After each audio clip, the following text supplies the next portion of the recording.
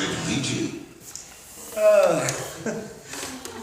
Well, this week I ran across some actual announcements that have been found in church bulletins that didn't quite come out the way that people intended them to. One of the announcements read, "Ladies, don't forget the rummage sale. It's a chance to get rid of the things that are not worth keeping around the house. Don't forget your husbands." One read said, "Don't let worry kill you off. Let the church help."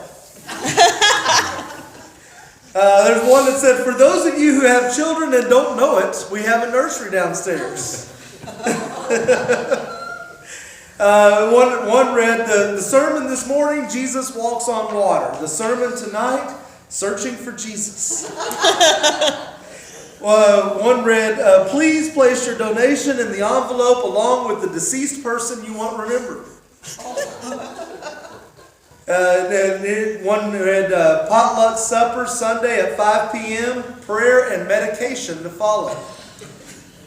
And then this one is probably my favorite. It says, at the evening service tonight, the sermon topic will be, what is hell? Come early and listen to our choir practice. So it is good to laugh at ourselves sometimes and to find joy even in our mistakes. This week is last week of our series from the movie Inside Out. We've been looking at these emotions and their kind of humorous take on how they drive the things that we say and do, and we realize that our emotions get us in trouble. But our emotions are also a gift from God that are part of our humanity. And Jesus experienced all the same emotions that we do, and did so in healthy ways without brokenness and sin. And so we're learning from what the emotions that Jesus faced. And we've looked at, discussed, and realized that love is the antidote, that Jesus shows us that love is the antidote to disgust. Jesus reminded us to get angry for the right reasons, and because people are being hurt and oppressed. We learned from Jesus that in Gethsemane that we can stand up to fear when we lean on our friends and we lean on God for support. And then we discovered that in the pain of loss, experiencing grief is part of the healing process. And so far, we have really only dealt with negative emotions. The negative emotions that we experience. And I hope that in some way, those are the emotions that we a lot of times want to avoid. And I hope in some way over the past few weeks that you've realized that you can fully feel those emotions and do so in healthy and constructive ways, and not be consumed by them when we look to Jesus and the way he did that. This week, though, we're ending on a positive note. We're ending with joy, and joy is essential to our well-being. Joy is not just the icing on the cake of life. It is the main ingredient. You can't even make the cake of life and have it turn out to be something you'd want to eat without joy. Joy is so important in our lives that God instructs people to rejoice over 400 times in Scripture.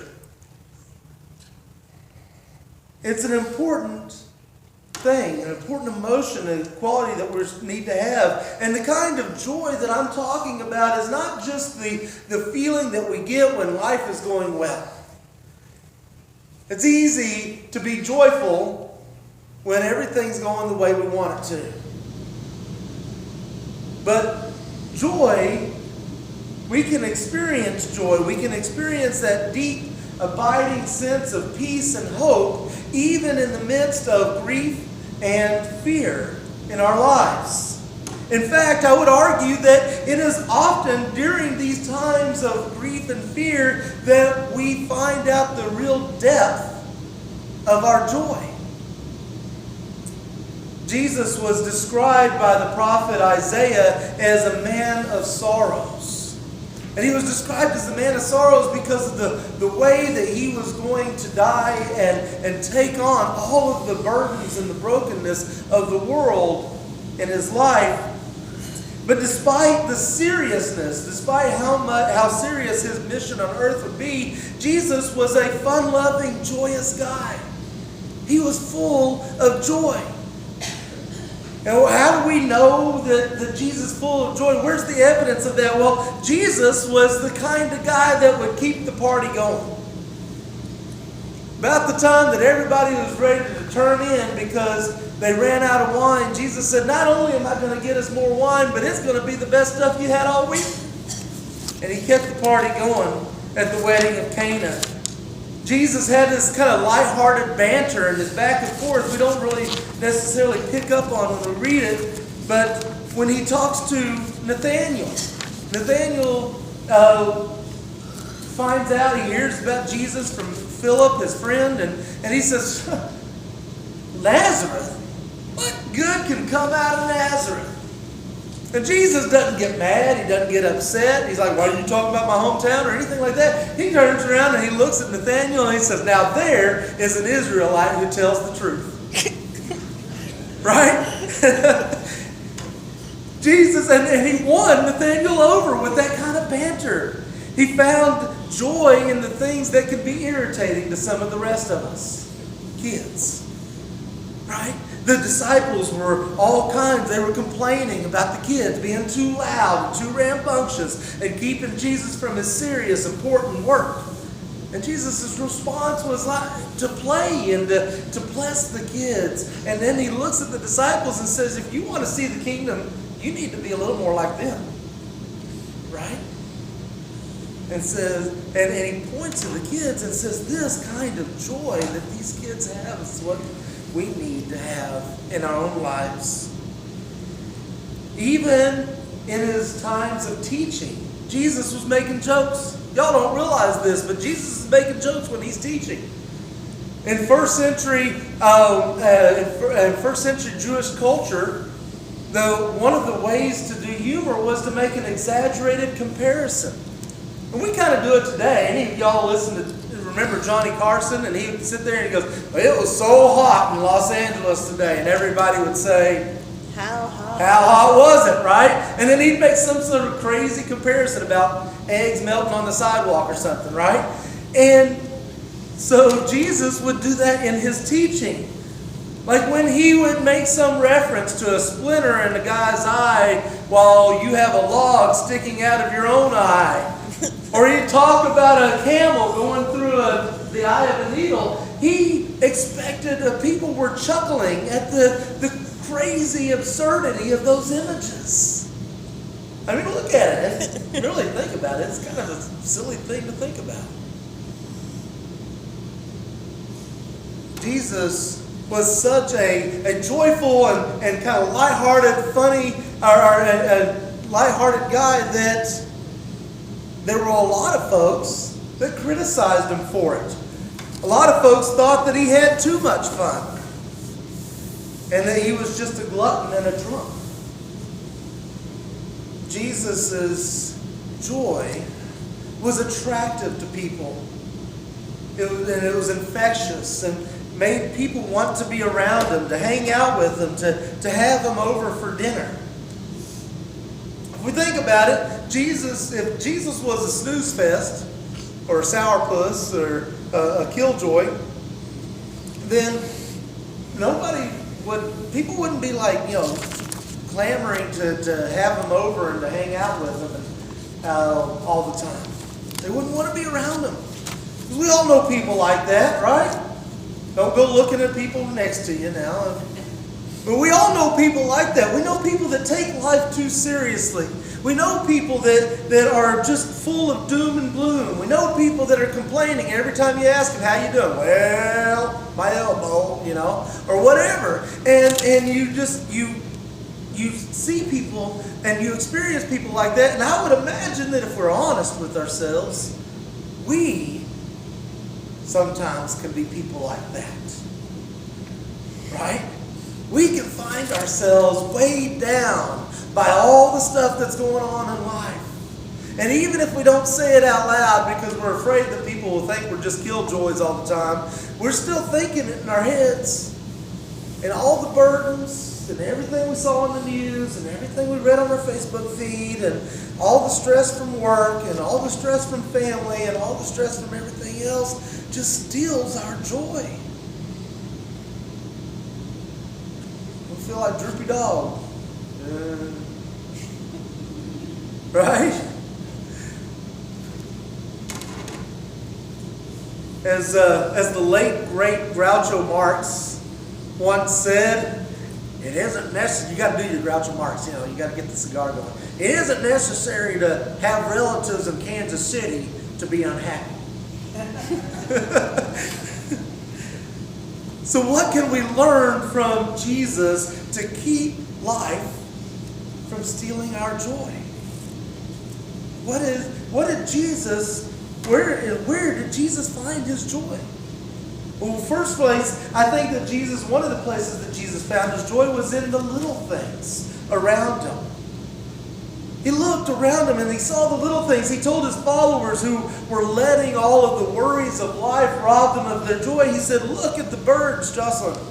Look at the birds in the sky. They don't sow seed or harvest grain or gather crops into barns.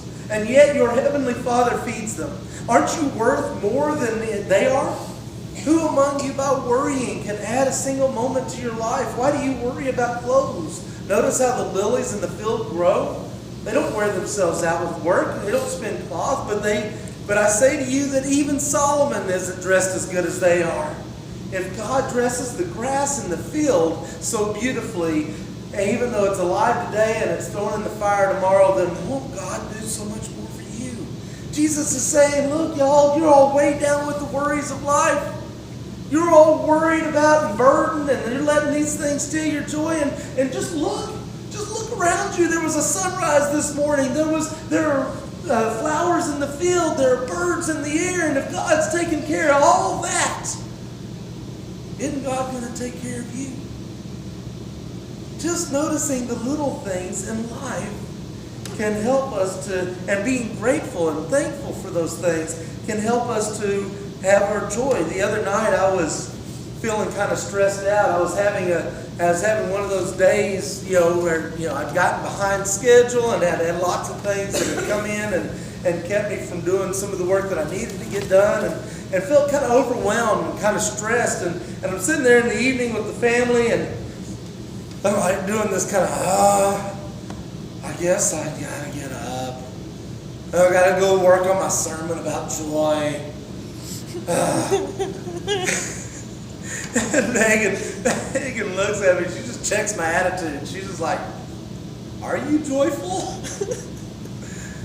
I was like, I had to stop, and just take a breath, and kind of look around.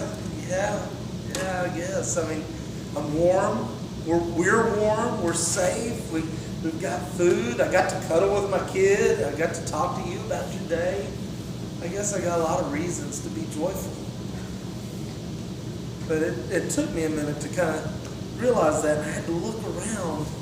And often when we are overwhelmed with the burdens of life, all we need to do is stop and look around us.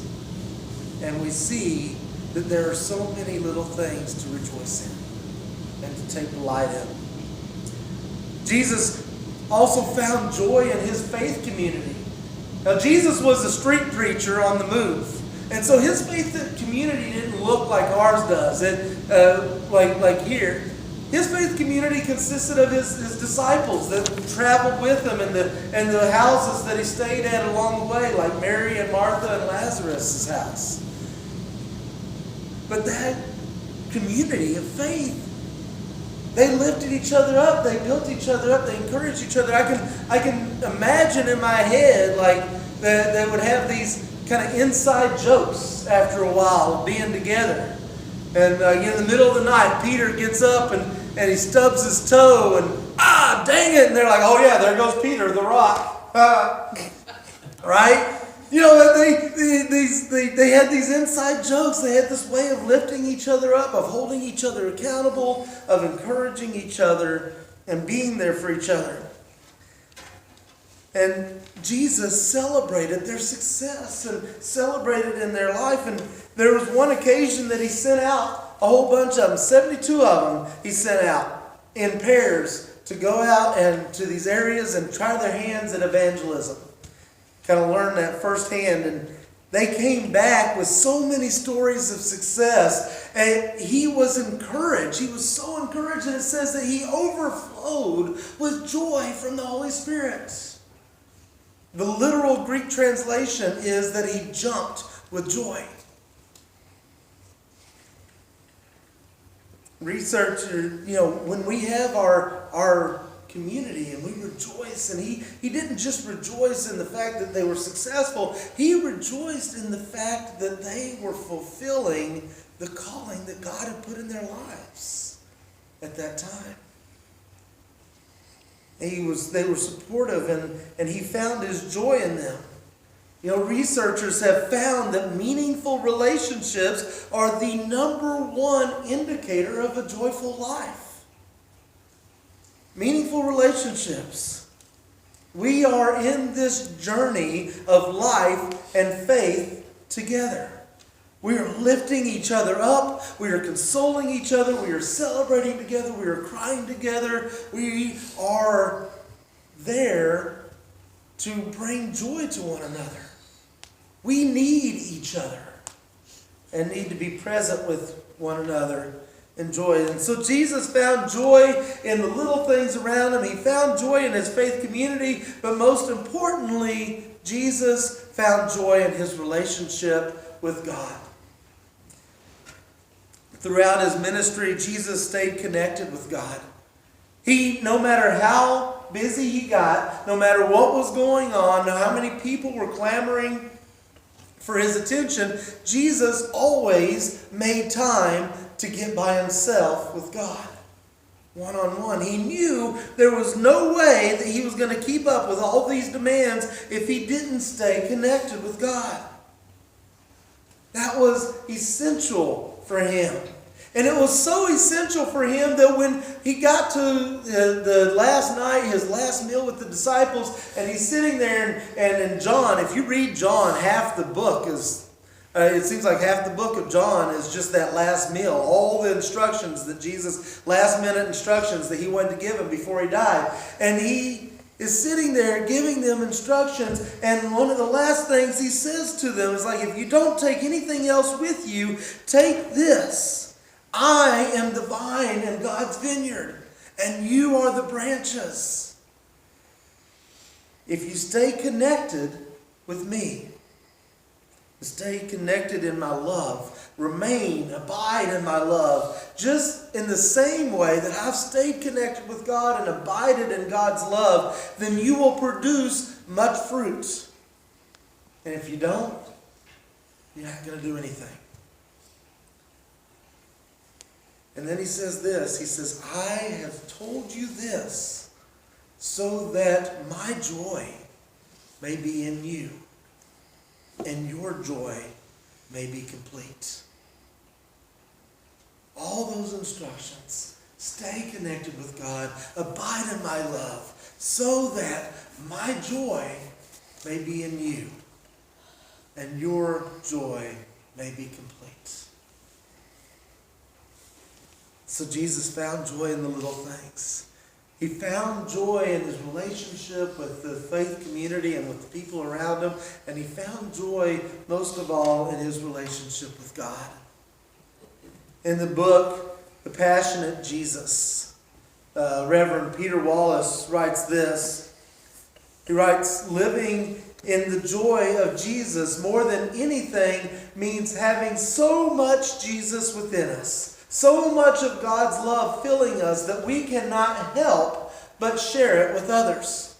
No matter what emotions we may encounter within ourselves or in others, we can experience those emotions fully and authentically, and yet know that underneath them is a divine joy that sustains us forever.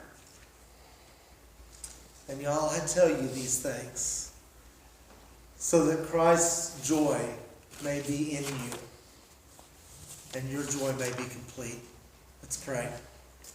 God, we give thanks to you for your joy, for being the source of our joy. We give thanks to you for giving us a sense of humor. God, for giving us a reason to laugh. One of my favorite musicians says, God, I'd have to laugh at myself every once in a while or I'd cry my eyes out.